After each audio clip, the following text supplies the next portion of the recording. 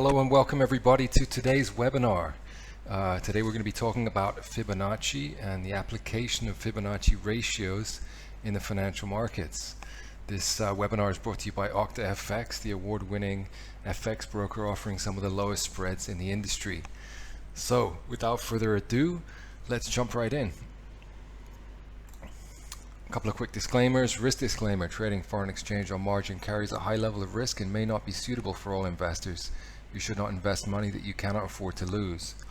Secondly, a hypothetical trading disclaimer: the information in this webinar is provided as general market commentary and does not constitute investment advice. In other words, it's an educational webinar and we're not giving out specific trade recommendations. Moving on.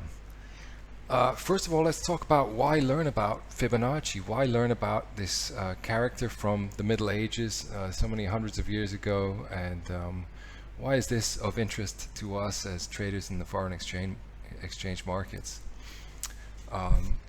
So tools derived from the Fibonacci number sequence and Fibonacci ratios are widely used in the financial market, and they're some of the most powerful tools within technical analysis, within the field of technical analysis.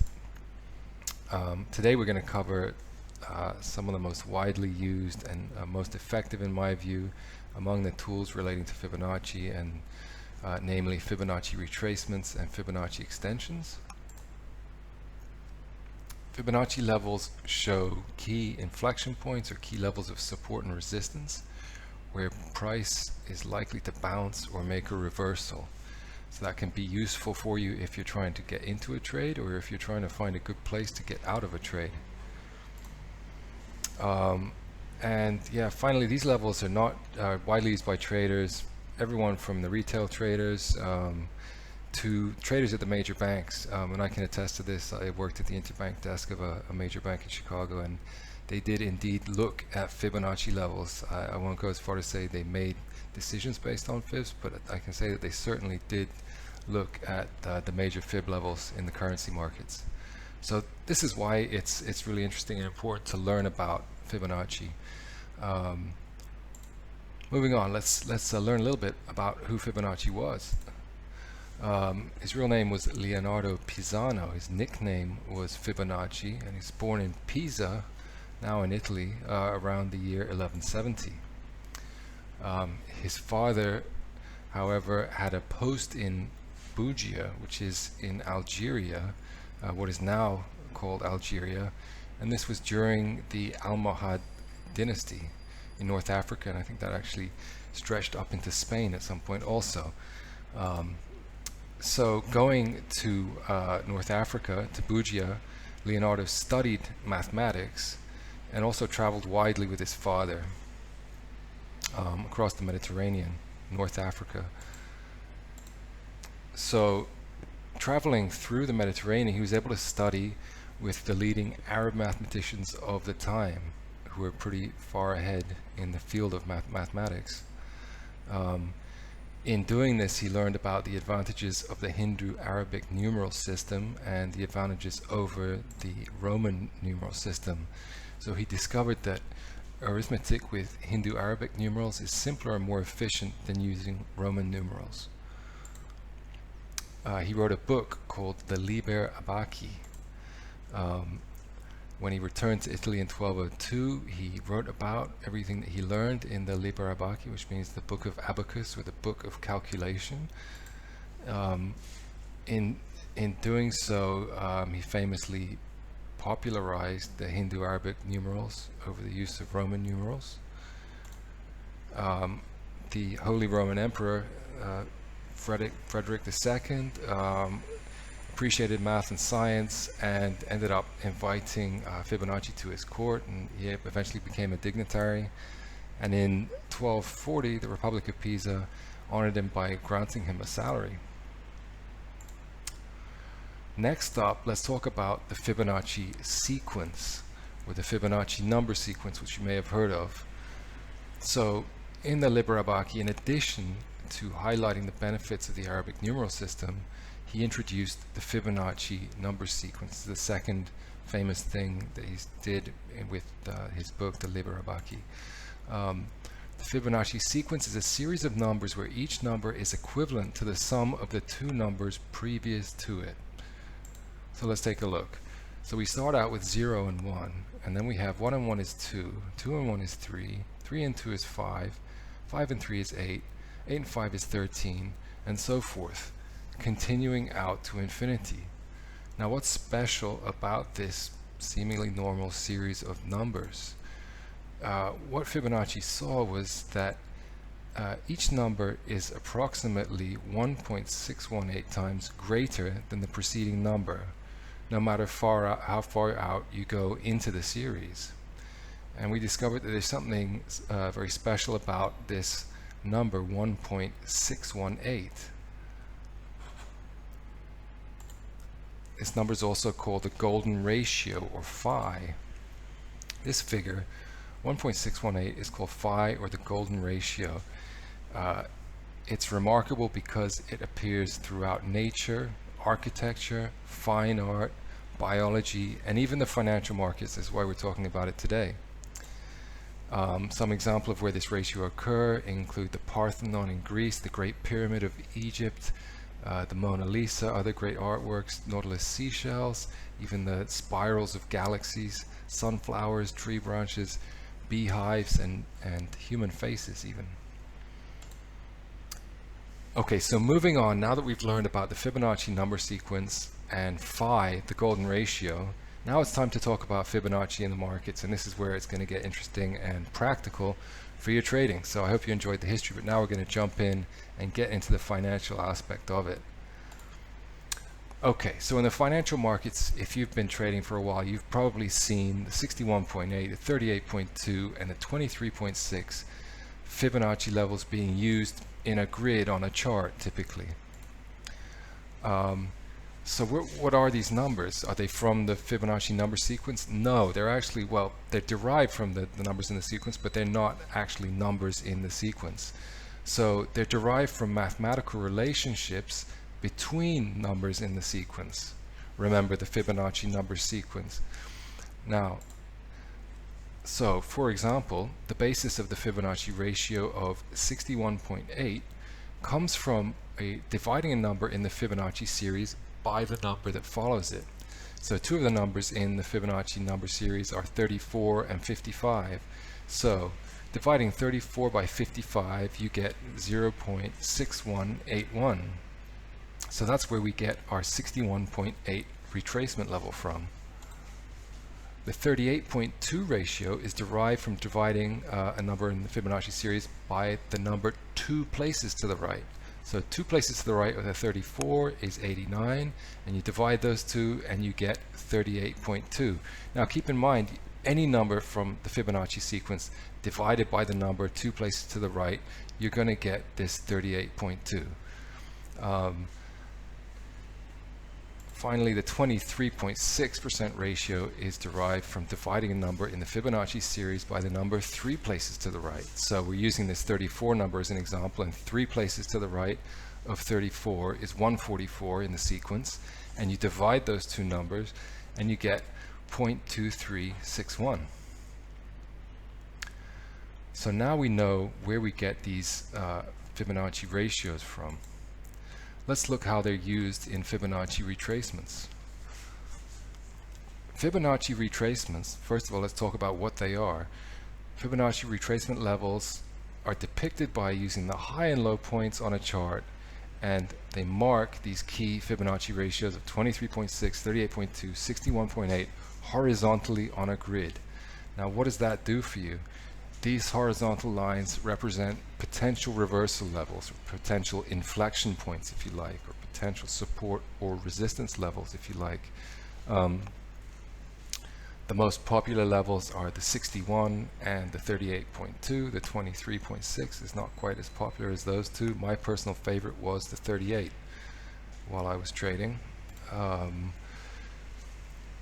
The 50% level is normally included in the grid of Fibonacci levels. It's not based on a Fibonacci number, but it's widely recognized as an important inflection point, and this was something that was recognized by the Dow theory analysts, and also by an analyst called W.D. Gann, a famous analyst in the early part of the 20th century.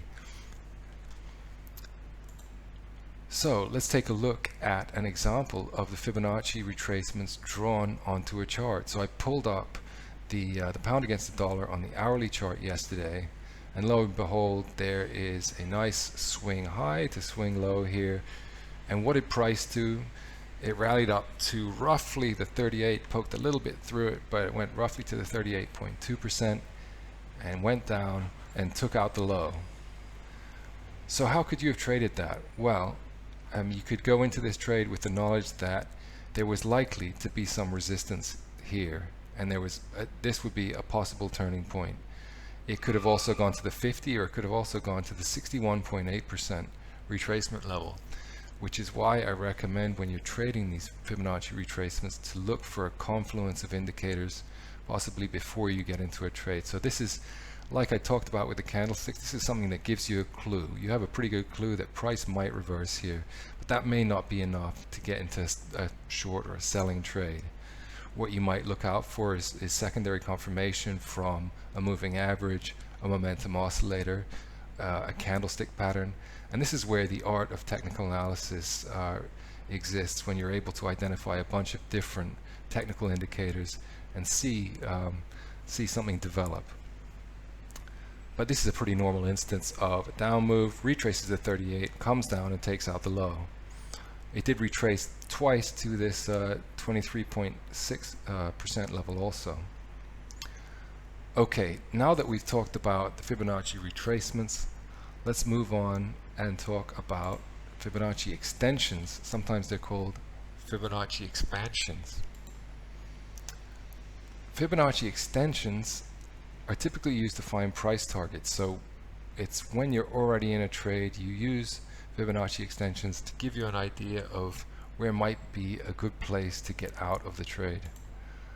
So for example, this is how you do it in MetaTrader. In a downtrend, you start by clicking a significant swing high, then click the most recent swing low. After that, you drag the mouse to the price, to where the price level where price retraced to.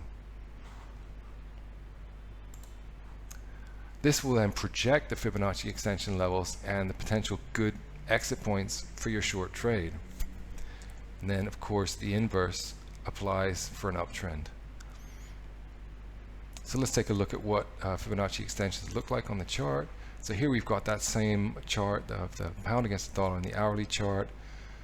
Take point A, we take point B, we drag the cursor up to point C here, knowing that there's a potential short trade here, and then this shows us these potential exit or target levels using Fibonacci, 61.8 and the 161.8. Okay, moving over to the chart, we're going to just illustrate these examples on the live chart to make it a little bit clearer. So I'm just going to jump out of PowerPoint and jump over to MetaTrader. Okay, so here we are. Now we're looking at this hourly chart of the pound that I pulled up for yesterday. We had our swing high to the swing low here, retraced to the 38% level, came down, took out the low, retraced back up to the 23%, and now it's actually reversed higher and has violated this 50% level. So we didn't see follow through to the downside in this instance. Zooming out to the daily chart, we also have a Fibonacci levels to look at. Here we have our swing high going all the way back to July 2016 here, swing low here. Price came up and tested the 38% level here. This may have been a good place to initiate a short position or a sell order, especially if you had secondary confirmation from a trend line or a momentum oscillator or a candlestick pattern. That would have been fairly high probability trade. Also, always mention using multiple time frames, so you're going to be more likely to succeed if you're in a downtrend in this instance, when you're trading in the same direction as the trend across multiple time frames. In this case, it sold off. You might have caught a sell-off here, but price ended up going back up here, breaking through the 38%, And now what was previously resistance has become support. We can see that price has found support at this 38% level. Next up, let's look at the daily Japanese yen chart. So in this case, we're in an uptrend. We can see the swing low to the swing high here. So what happened here? Price rallied up here, retraced all the way back to the 61.8% level, rallied up to the 23.6, and then retraced and rallied up again to the 23.6% Fibonacci retracement level. So in this instance, we can take a look at what we can do with the Fibonacci extension tool and how we might project where price might go if it can indeed go higher. So we take this, we put 1 point here, put 1 point here, and then we drag here, and then we can see our projected price targets lined up here. If we can see price continue to rally to the upside here, we've got our Fibonacci extension of the 61.8, the 100, and the 161.8. So that's how you might use the Fibonacci extension targets if you had got into a long trade off of this up move in the daily Japanese yen chart. So with that, I would like to conclude the presentation today. Everyone, I want to thank everyone very much for coming. If you have questions, please do email them to me at webinar@octafx, and I look forward to speaking with you all again soon. Thanks for joining us.